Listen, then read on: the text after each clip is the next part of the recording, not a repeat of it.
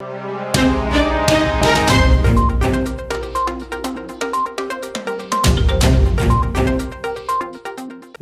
The UNN में आपका स्वागत है। मेरा नाम है विपिन बेबाक। मध्य प्रदेश के प्रस्तावित पंचायत चुनाव में ओबीसी आरक्षण को लेकर सर्वोच्च न्यायालय का हालिया फैसला राज्य के दोनों प्रमुख सियासी दल भाजपा और कांग्रेस के गले की फांस बनता नजर आ रहा है।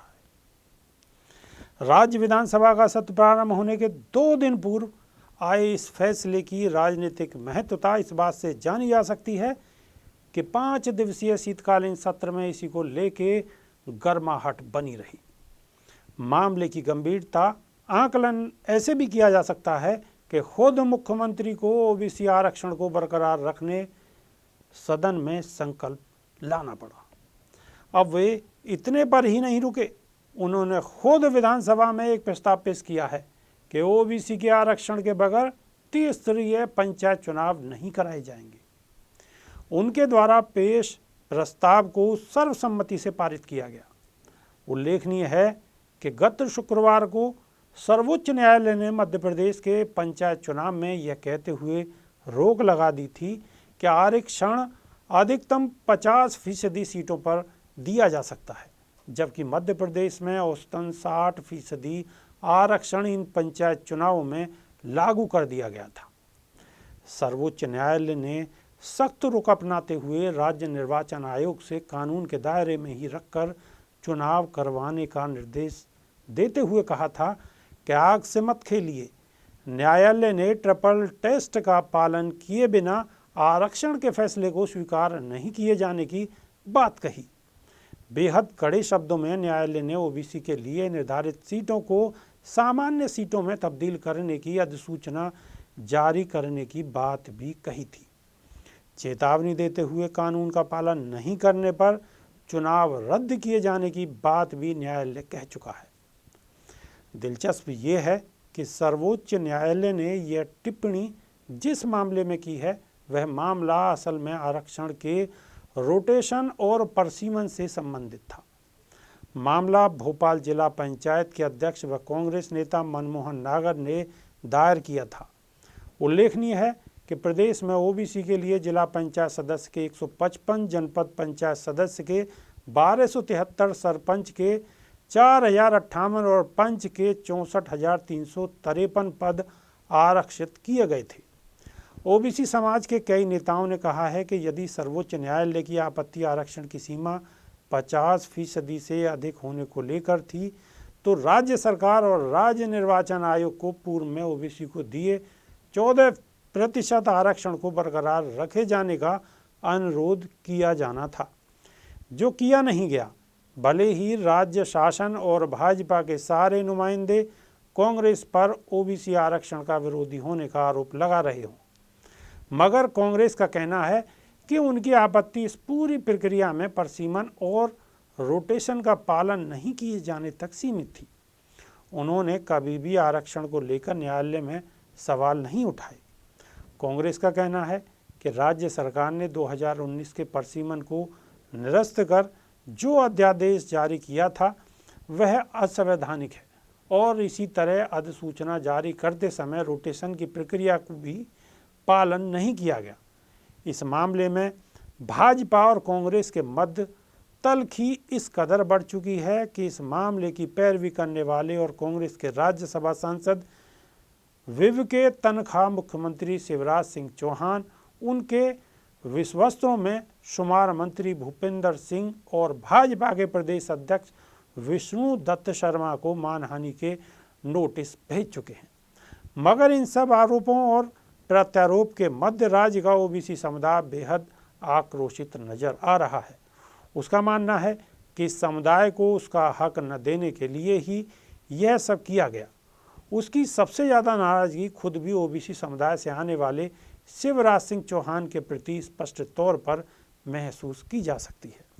ओबीसी समाज के कई नेताओं ने कहा है कि यदि सर्वोच्च न्यायालय की आपत्ति आरक्षण की सीमा 50% से अधिक होने को लेकर थी, तो राज्य सरकार और राज्य निर्वाचन आयोग को पूर्व में ओबीसी को दिए 14% आरक्षण को बरकरार रखे जाने का अनुरोध किया जाना था, जो किया नहीं गया। उनका कहना है कि भाजपा और कांग्रेस इस पूरे प्रकरण में यह महत्वपूर्ण तथ्य छुपा रहे हैं कि परसीमन और रोटेशन की जिस आपत्ति को लेकर कांग्रेस सर्वोच्च न्यायालय गई थी, उस विषय पर अभी तक कोई खास बहस नहीं हो सकी है और न ही न्यायालय का हालिया निर्णय उस पर केंद्रित है। ओबीसी महासभा की राष्ट्रीय कोर टीम के महेंद्र सिंह लोधी तो प्रदेश सरकार द्वारा राज्य निर्वाचन आयोग को ओबीसी आरक्षण को बरकरार रख पंचायत चुनाव करवाए जाने की बात पर भी प्रश्न चिन्ह उठा रहे हैं। उनका सवाल है कि आखिर किस तरह सरकार के द्वारा राज्य निर्वाचन आयोग को निर्देशित किया जा सकता है और राज्य विधानसभा में शिवराज सिंह चौहान द्वारा प्रस्तुत संकल्प के बारे में पूछने पर वो कहते हैं कि जब मामला न्यायालय में विचाराधीन है तो क्या ऐसा कोई कदम उठाया जा सकता है? क्या यह न्यायपालिका में विधायिका के हस्तक्षेप की श्रेणी में नहीं आएगा? जब खुद राज्य सरकार के वकील द्वारा ओबीसी आरक्षण पर प्रभावी पक्ष प्रस्तुत न किए जाने के चलते इसे समाप्त किया जा चुका है, तो इसे सिवाय राजनीतिक नौटंकी के और कुछ कहा नहीं जा सकता। इस मुद्दे पर ओबीसी महासभा के साथ मिलकर 2 जनवरी को भोपाल में प्रदर्शन करने जा रही भीम आर्मी और आज़ाद समाज पार्टी के पूर्व प्रदेश प्रभारी सुनील अस्ते इसे भाजपा और कांग्रेस की बड़ी साजिश मानते हैं। वे आशंका जाहिर करते हैं कि आने वाले दिनों में इसी तरह आदिवासियों और अनुसूचित जातियों के लिए संविधान में दिए गए आरक्षण को भी कमजोर किए जाने का प्रयास किया जा सकता है। ऑल इंडिया सफाई मजदूर कांग्रेस की युवा इकाई के प्रदेश अध्यक्ष सुधीश कौड़े भी इसे एक साजिश मानते हैं। उनका आरोप है कि आरएसएस और भाजपा प्रारंभ से ही आदिवासी, अनुसूचित जाति और ओबीसी विरोधी रही है। वे कहते हैं कि अदालतें तो संविधान के दायरे में रहकर निर्णय देंगी, मगर सरकार और राजनीतिक दलों को तो व्यवहारिकता अपनानी चाहिए। उल्लेखनीय है कि सर्वोच्च न्यायालय में पूर्व से ही महाराष्ट्र के स्थानीय निकाय चुनाव की याचिका लंबित थी। इसके साथ ही मध्य प्रदेश पंचायत चुनाव की याचिका को शामिल कर लिया गया था। न्यायालय में ही ओबीसी आरक्षण रद्द करने का आदेश महाराष्ट्र राज्य निर्वाचन आयोग को दे चुका था। क्या है ट्रिपल टेस्ट? राज्य के भीतर स्थानीय निकायों में पिछड़ेपन की प्रकृति और निहितार्थ की कठोर जांच करने के लिए एक आयोग की स्थापना, आयोग की सिफारिशों के मुताबिक स्थानीय निकायवार प्रावधान किए जाने के लिए आवश्यक आरक्षण के अनुपात को निर्दिष्ट करना ताकि अधिकता का भ्रम न हो। किसी भी मामले में ऐसा आरक्षण अनुसूचित जाति, अनुसूचित जनजाति, अन्य पिछड़ा वर्ग के पक्ष में आरक्षित कुल सीटों के कुल 50% से अधिक नहीं होगा। अब आगे की राह संविधान और विधि मामलों के जानकार स्पष्ट तौर पर कुछ भी कहने से बच रहे हैं। हालांकि वे मानते हैं कि इस फैसले के दूरगामी परिणाम होंगे। आगे चलकर नगरीय निकायों के निर्वाचन की प्रक्रिया कानून के दायरे में है, उलझ सकती है। वे कहते हैं कि सरकार को ओबीसी के संबंध में महज अपने राजनीतिक फायदे के लिए कदम उठाने से बचना चाहिए। ओबीसी संबंधी नीति को ध्यान से बनाए जाने की जरूरत है ताकि इसे चुनौती न दी जा सके। इसके लिए सरकार को न्यायालय में सामाजिक, आर्थिक, जनसंख्या की भागीदारी संबंधित विस्तृत और तथ्यात्मक रिपोर्ट पेश करनी चाहिए। राज्य सरकार की मुश्किलें इस पूरे प्रकरण में सबसे ज़्यादा परेशानी मध्य प्रदेश राज्य निर्वाचन आयोग की होती दिख रही है।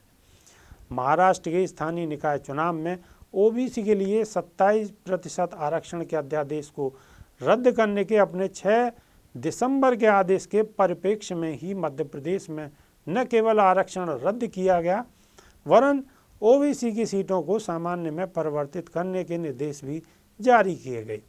मगर राज्य सरकार द्वारा आरक्षण बरकरार रखते हुए ही निर्वाचन करवाने के फैसले ने आयोग के समक्ष भी संकट खड़ा कर दिया है। यदि वह न्यायालय का निर्णय नहीं मानते तो उस पर अवमानना का प्रकरण चल सकता है। वहीं इस आदेश के अनुपालन करने पर उसके विरुद्ध राज्य विधानसभा में पारित संकल्प को न मानने के आरोप लगेंगे। यही नहीं, न्यायालय ने भले ही ओबीसी आरक्षण पर रोक लगा दी हो, मगर सभी सीटों का परिणाम एक साथ जारी करने के निर्देश भी दिए हैं। बहरहाल इतना तो तय है कि कड़ाके की सर्दी का सामना कर रही मध्य प्रदेश में ओबीसी आरक्षण का मुद्दा आने वाले दिनों में और गरमाएगा और ओबीसी महासभा, भीम आर्मी, आज़ाद समाज पार्टी, ऑल इंडिया सफाई मजदूर कांग्रेस व जैस का साथ मिलने और राज्य में अपनी राजनीतिक जमीन तलाश रहे अन्य दलों को इसमें अवसर दिखाई पड़ने से आने वाले दिनों में सत्तारूढ़ भाजपा और प्रमुख विपक्षी दल कांग्रेस की मुसीबतें बढ़ने वाली हैं। संपादन नवल अनिल। अभी के लिए सिर्फ इतना ही। बने रहिए हमारे साथ। नमस्कार।